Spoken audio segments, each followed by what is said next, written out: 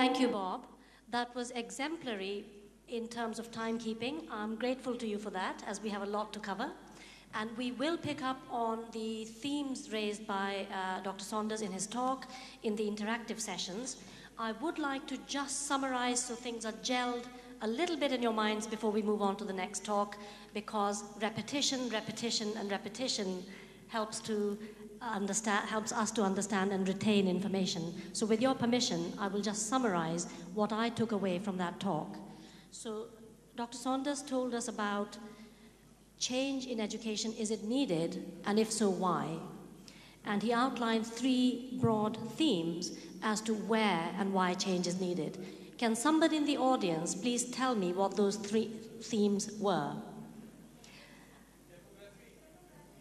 Okay, 1, demographics.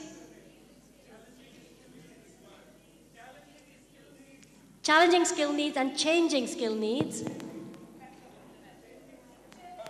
And the 3rd?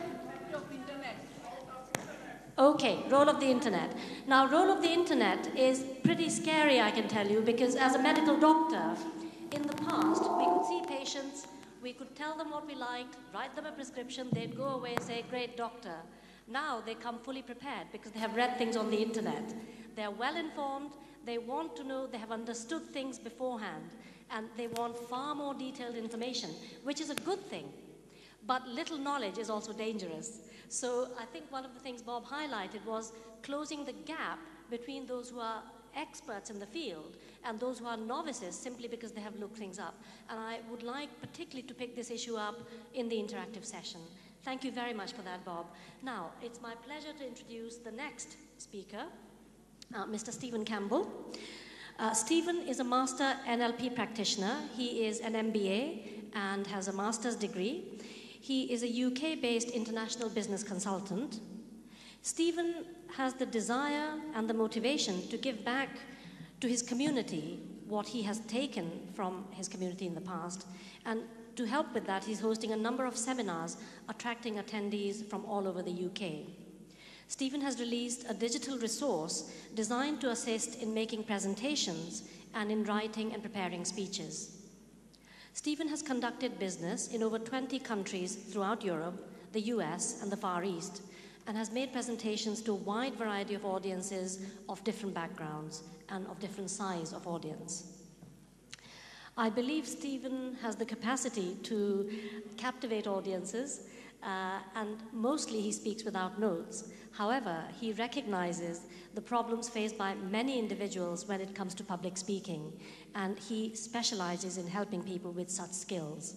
Now, Stephen is going to talk to us about emotionally intelligent school and NLP. Now, as Stephen, you're walking over, I'd like to ask in the audience, I do not want a definition, I just want people to raise their hands if they know what NLP is, and at the end of Stephen's talk, I'll take another show of hands. Please raise your hands if you know what NLP is. If you don't know what it is, keep your hands down. Show of hands if you know what NLP is. 1, 2, 3, 4, 5, 6. 7 people in the audience know what NLP is, and at the end, I'll take a vote to see how many know it now. Thank you so much, Stephen. Thank you. Thank you very much. Thanks for the opportunity to speak at the conference, to the organizers, very much appreciated. And I tried to give back some time because we're pushed for that. First of all, just a bit of background. I was asked to get involved with education through meeting a headmistress at a social event about 10 years ago. So I sit on the school board of governors, and I also sit on the local municipal council for the board of governors. Thank you. First of all, I'd like to thank Dr. Saunders. In the last few hours, it seems like this has been a setup, because I keep hearing things that I'm going to mention here. This is things about skills and creativity. So I get involved in meetings where we're presented with lots of data showing the different classifications of children and their achievements. And we look at why and what we can do to actually improve things. It's been interesting. This is my 4th presentation since I've been here in India, and talking to some of the teachers and listening to some of the challenges which are faced. One of the things we like to do is look at modeling and be very focused on process management and seeing what processes we can develop in one area and take to another area and use. And so I see lots of similarities in the challenges which are being faced. So one of the things that we're doing is that we're looking at the subject of neuro-linguistic programming, the language of the brain, how we react with each other, which is relatively new, about 20, 30 years by Mr. Bandler. And this topic and talk about emotional intelligence. And in introducing emotional intelligence first, I'll just tell you that in the last, I guess, hour or so, my limbic system, which is sitting on top of my reptilian brain, my limbic system was kicking in, the center of my emotions. There's a little thing in the limbic system called our amygdala, which is responsible for informing us when there's problems around. And my limbic system has been generating sort of stress and saying, look, you have to speak, something's bad's happening. Going back to our ancestors, what I would have done, I would have ran. That's our emotional system. So one of the things we've been doing is looking at the fact that how in recent years there's been less of a focus on the development of our emotional center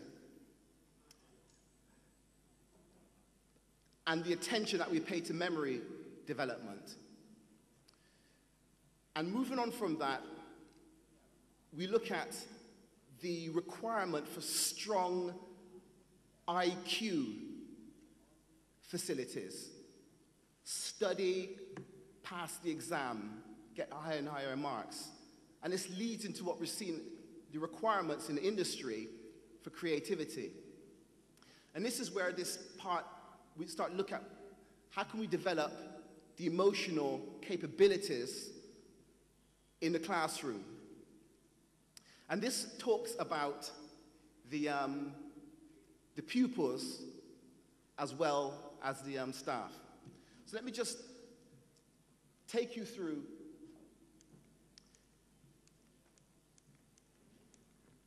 and first of all, let me just say that the series of lectures that we're giving in India from last week and over the next 3 weeks is part of the Achievers program. And I'd just like to thank Mr. Tanvir for arranging everything. So let's just give you a very, very basic introduction to what happens from an NLP, a neuro-linguistic programming point of view, and just look at the human communication model. Because we're dealing with this every day.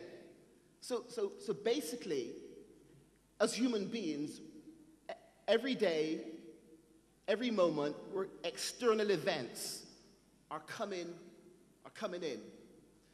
And it's also been mentioned earlier that we're products of conditioning.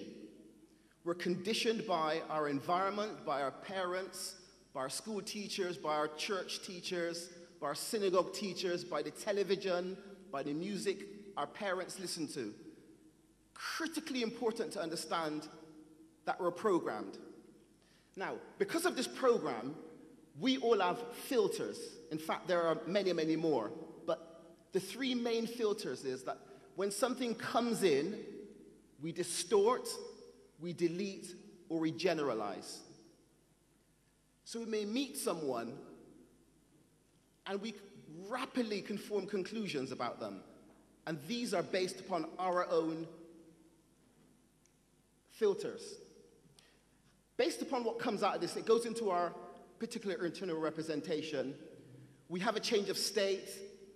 This moves on to our actual physiology.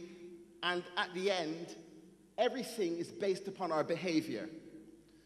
But external events results in particular behaviors. So one of the things we've been doing in our training is trying to focus more on long-term change. Now, if you want to facilitate long-term change, what you have to do is to focus on the internal representation. This is as opposed to, if you're feeling down, you can get up, you can puff your chest out, and you can feel better within an instant, which is short-term change. And this is where we run some of the seminars and we've run some exercises to get people to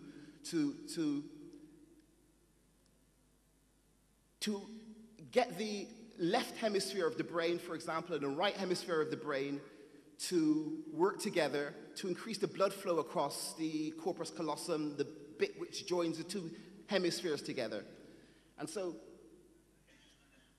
what we do with this, again, we introduce this to the children, but more importantly, first of all, we give the tools to the educators. We give the tools to the teachers so that teachers can understand that out of the cross-section of children they have to deal with, that they themselves are actually doing some of this based upon their own internal filters. And when you can understand your own internal filters and be aware of your internal filters, then you can modify, then you can catch yourself making a conclusion without having all of the facts and the data. So we've used this to correlate with emotional intelligence, the development of that part of the limbic system. And emotional intelligence deals with self-mastery. I normally ask a question: how many people love themselves? Great, we have quite a few hands up. And then I'd move on and ask a question: within the last 24 hours, how many people have told themselves that they love themselves? Thank you. And typically, we have less people put their hands up. The emotional intelligence part of things, I mean, later on in the workshop, we'll get down into the actual brain frequencies and what's happening, but the emotional intelligence part of things is dealing with ourselves, getting in touch with ourselves first. When you can get in touch with yourself and understand yourself, then you can move on to the social intelligence part of the equation. Because in the classroom, you have the people who are actually managing the schools. The success actually doesn't depend on you. The success depends on the other people. And this moves on to where we're actually moving with management or leadership on a global scale. We're moving away from the command and control mode of operation and moving to man management and man creativity. So let me just briefly take you through 6 of the leadership styles and wrap up because of time. So, again, from research and looking at the most successful leaders, questioning, looking through data, 6 basic leadership styles have come out. And what we've done, we've taken these leadership styles and mapped them through the NLP process and attached various emotional intelligence attributes to them. First leadership style is the visionary type of leader. And transparency, inspirational leadership are some of the qualities that are needed for that, the visionary type of leader. Then we have the leader who's focused more on the coaching style of leadership and is more focused on developing other people. People come to them with a problem, they'll put their hand around them, and they want to say, well, what's your strengths and what's your weaknesses? The coaching type of person. And what we try to do is to get individuals to appreciate this, but to turn the spotlight backwards and to say, what is my leadership style? And your leadership style would be based upon the NLP model, what you naturally delete, distort, and generalize, which leads to your type of behavior. Then we have the democratic type of leader who's always wanted to get everyone together. Let's collaborate. If there's a problem, let's talk about it. And the affiliative type of leader, which moves on to the collaborative. And then there are two more, which I'll just burn straight through, because we can talk about this later on. We have the pace-setting leader and the commanding leader. Now, when I gave this presentation last week, I asked the question, why are the pace-setting and commanding leadership styles in different colors? And I got lots of different answers.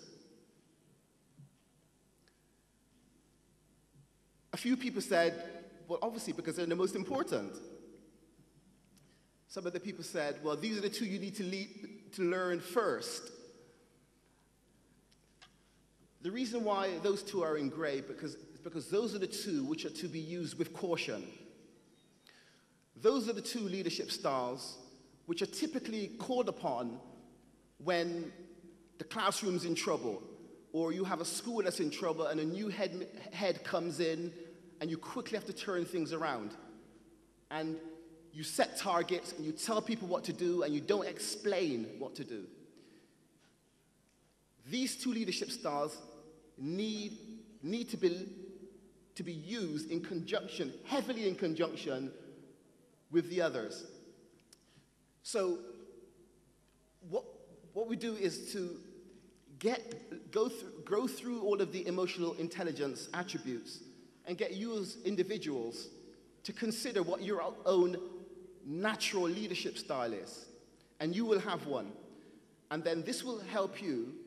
This helps the teachers to focus more on their natural leadership style, and then shows them where they may want to put some effort into bringing others up, especially if you happen to be more focused on the command or pace-setting type of leadership style. This could be your natural style. If it is, this could give you some of the answers to why maybe you're having some issues, because it's these leadership styles which alienate people the most. And these are the leadership styles which actually serve to bring everyone together. So what we've been doing is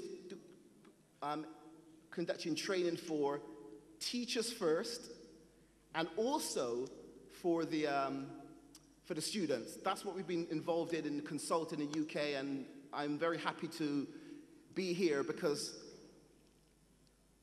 the world is flat, according to Thomas Friedman, and it's very true. The world's flat. But also, Kenichi Omae mentions that it's also a borderless world.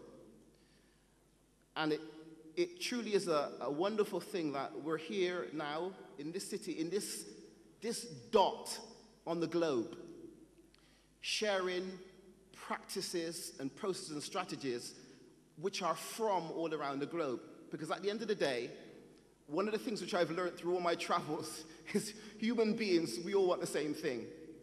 We all have the same needs and wants at our center. So emotional intelligence, self-mastery, the social intelligence component is enabling to get people to work with you and to get the job done. And this is married together by understanding your particular neuro-linguistic program, how the language of your brain is actually operating based upon your conditioning. We have to accept that we're conditioned, and then we can start to go through exercises to actually change the conditioning. So as I said, I'd like to give back some time, so thank you very much for listening. It's been a pleasure. Thank you. Thank you, Stephen. That was very informative and distilled down, synthesized evidence, if you like, for the working of the brain, and also the two key things that stood out were it's to do with self-mastery and also about leadership to get the job done, and finding what leadership style you have or which combination of styles will work best in a particular setting. So that was very helpful. Thank you very much for that. I would now like to move on to our third and final speaker. I would be very grateful if people who are speaking in the back, please could you keep your voices down? If you must speak, could you whisper? Because it is disturbing the audience, the participants who are in the back. Could you please either not speak or whisper in the back? I can hear you up here on the stage. Please could somebody go to the end and ask people to speak softly if they must. Thank you very much, I appreciate that. Okay, now it is my great privilege to invite our third and final speaker, Ms. Stella Fernandez from Singapore. Stella is going to talk to us about creative and thinking classrooms. Now, Stella is more than abundantly qualified to tell us about this topic. She has used innovative and novel techniques in the classroom. Her classroom is a conducive learning environment where pupils are involved in experimentation and independent thought and discovery, and being analytical, methodical, and focused in pursuing the goals and targets she helps them set for themselves. She has placed great emphasis on multidisciplinary approaches to learning and has focused on grooming leadership talent. For her outstanding work, she has been awarded the Precedence Award in Singapore, and also in the year 2006, she was given the Global Educator Award by the Ed Leadership Council. Stella, I look forward to your talk. Thank you. Can't go through the whole thing at the same speed. Just for information that I'm an associate with this company, Equilearn, the UK-based company, and which is run by Andrea Charman. I'm an independent consultant. I work with lots of different companies. So this is my program, but things which you can actually go away with. So that's why, after teaching this for a while, I now begin with talking about the brain, etc. Because I understand when you understand that it's actually a physical thing, and of course the leadership thing, and then practical steps. What can you move forward? Okay. So this is some brief stuff which I studied, just to give people understand mainly that look, this is not new.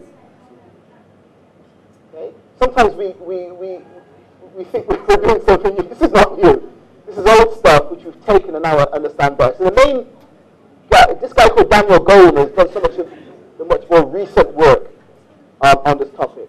So just basically, we're not going to step into groups. Just so tell me again what you believe, what you think emotional intelligence is.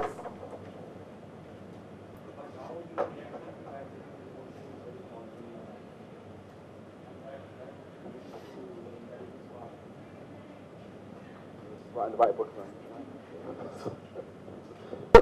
The point that you know about managing emotions. Anyone else? That's good. I like what you just said about understanding emotions. Again, one of the things if you go through the whole NLP program, one of the main things you come out with is this thing about language. when I talk to people, sometimes I ask them the question, and I say that again. I say it again, and I'm waiting for them to repeat the question. Often, they say the same thing 3 or 4 different ways. So, language. So the key thing about what you just said is about understanding. Someone else said about controlling. And the main point is that we all have emotions, and they are good things if we understand them. If we understand them, then we're in a better position to control them. If we don't understand what's going on, and we'll show in a minute that, unfortunately, in the past few decades, all the focus is on straight line IQ.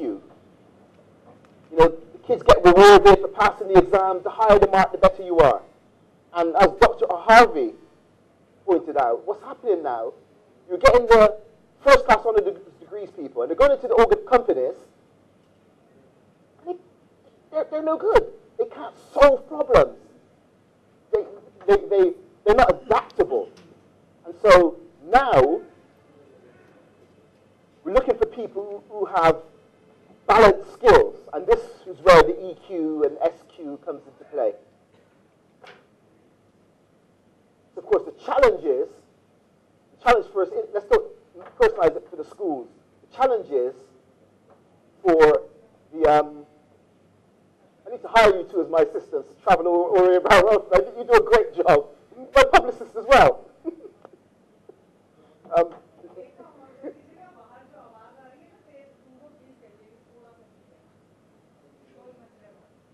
Challenges, and then for the teachers to allow the children to cultivate this behavior.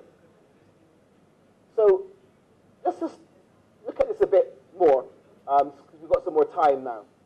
So this is the basic human communication model. Okay? We're all reacting to external events. They come into our conscious awareness. We distort, delete, and we generalize. We all do it. I do it. I'm aware of this, perhaps more than other people, but we all do it. You see someone, their particular skin color, they're dressed a particular way. You go into a shop and you're scruffing, you've got money in your pocket, they think, oh, you're not going to buy. You're asking questions, I don't know, and they don't take you seriously. I want to buy a nice watch, and I've got my zip down, and you're asking questions, and the guy's just saying, get out of here. And I said to myself, there's no way I'm going to spend my money in this shop. And I go to another shop, when the person treats you well. Right. So we generalize, and we did it and distort. And there are about, I think, 15 main filters in the NLP model. So here's the main thing that we want to, we need to, first of all, get to grips with ourselves so that we're honest with ourselves that we're doing it and what we're doing it with respect to. And you have to start with yourself first, because we're trying to equip the teachers. The objective is that the teachers have an effect on the children. And so when they asked me to get involved with this, and it was a real education thing for me and them, because I came in as a corporate process educator, and I'm in the public sector now, and they're talking about the children. And I'm saying, well, I had to wait for a few months. I'm saying, well, what about you? They're like, we're the teachers. I'm saying, well, yeah, that's the whole point. So now we're doing training, thanks, for the teachers as well, which is a really great thing. And it's my privilege to be here to share this stuff. So I guess some of the questions you have to ask yourself is if we did some exercises, because I want to open up for discussions, and if we said something like, for example, a good one is this. With the men, we say, like, women are. Okay? And you'll be surprised, some of the responses, women are housekeepers, for having children, you know, stereotypical I'm giving you, cleaning the house, and these type of things. And this is what women are. You ask, and if the section of men who respond that way, if you look at their relationships, the woman, you see a particular pattern. Thank you.